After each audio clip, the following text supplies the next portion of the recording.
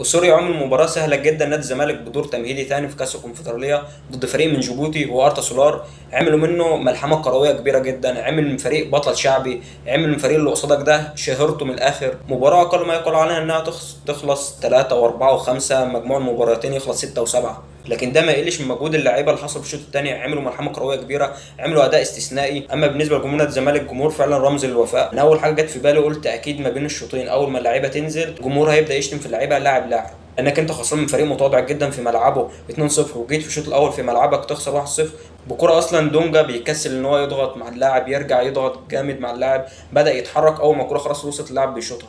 اما بقى بالنسبه لفزلكه اوسوريو، الشوط الاول لعب بفتوح مساك ثالث. طبعا نزول اوباما فرق جدا في الشوط الثاني، لكن فتوح بعد تحوله من لاعب مساك ان هو يتحرر اكتر في وسط الملعب، سواء كان لاعب في اوقات جناح شمال او في اوقات كتيره كان بيكون في عمق الملعب، بيدي كميه كي باص كبيره جدا.